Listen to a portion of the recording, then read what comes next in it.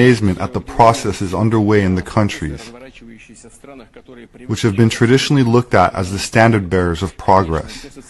Of course, the social and cultural shocks that are taking place in the United States and Western Europe are none of our business. We are keeping out of this. Some people in the West believe that an aggressive elimination of entire pages from their own history reverse discrimination against the majority of the interests of a minority and the demand to give up the traditional notions of mother, father, family, and even gender.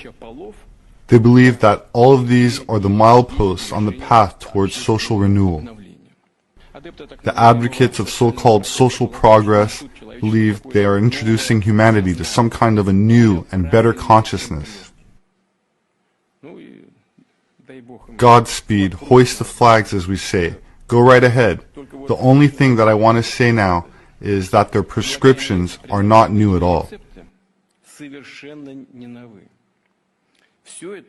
It may come as a surprise to some people, but Russia has been there already. After the 1917 revolution, the Bolsheviks, relying on the dogmas of Marx and Engels, also said that they would change existing ways and customs. And not just political and economic ones, but the very notion of human morality and the foundations of a healthy society. The destruction of age-old values, religion, and relations between people, up to and including the total rejection of family.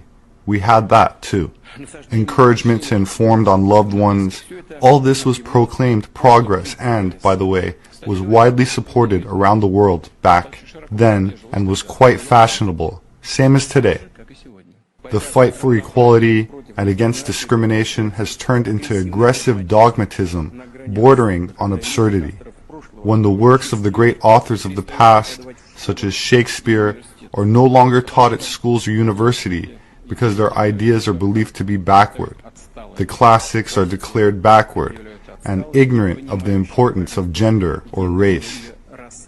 In Hollywood, memos are distributed about the proper storytelling and how many characters of what color or gender should be in a movie.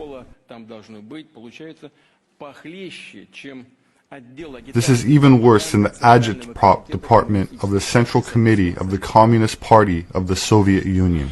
Countering acts of racism is a necessary and noble cause, but the new cancel culture has turned it into reverse discrimination, that is, reverse racism.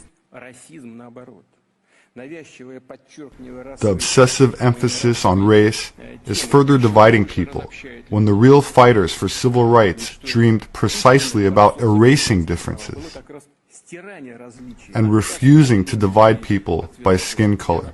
I specifically asked my colleagues to find the following quote from Martin Luther King. "I have a dream that my 4 little children will one day live in a nation where they will not be judged